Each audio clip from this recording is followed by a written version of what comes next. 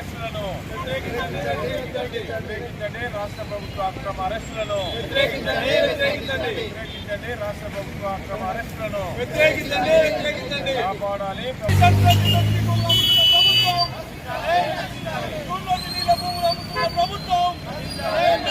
గత టీఆర్ఎస్ ప్రభుత్వం అయినా, అంతకు ముందున్నటువంటి టీడీపీ ప్రభుత్వం అయినా, అంతకంటే ముందున్నటువంటి రాజశేఖర రెడ్డి ప్రభుత్వం అయినా, ఈనాడున్నటువంటి రేవంత్ రెడ్డి ప్రభుత్వం అందుకు భిన్నంగా ఏమీ లేదు. ఎన్నికల కంటే ముందు అనేక హామీలు ఇవ్వడం జరిగింది.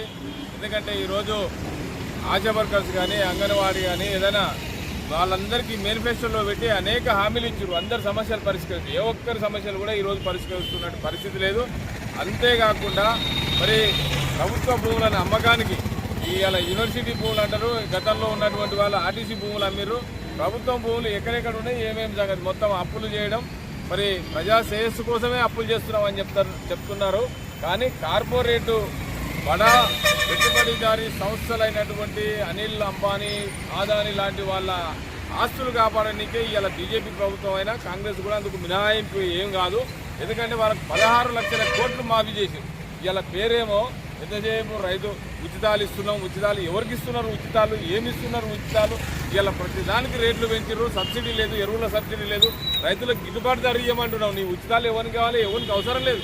ఓట్ల గెలవనీకే, అధికారంలోకి రానికే ఎన్నికల ముందేమో అనేక రకాలైనటువంటి ప్రజలను భ్రమలు గురి చేసి ఇలా రాష్ట్రం అప్పు అయింది, ఈ అప్పు ఎవరు తీర్చాలి, మేము ఏమి చేయలేకపోతున్నాం అంటే మీరు అధికారంలోకి దిగిపోండి. మీరు కమ్యూనిస్టులకు ఇవ్వండి అధికారం.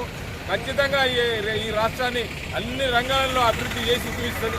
ఎన్నికలలో 100 కోట్లు ఖర్చు పెట్టాల్సినటువంటి అవసరం ఏముంది? ఒక ఎమ్మెల్యే కావాలంటే 100 కోట్లు ఖర్చు పెట్టాలంట, 50 కోట్లు ఖర్చు పెట్టాలంట. ₹1 ఖర్చు లేకుండా ఎన్నికలకి రండి. మీరు గెలువురు, మీ చేతనైతే చూద్దాం.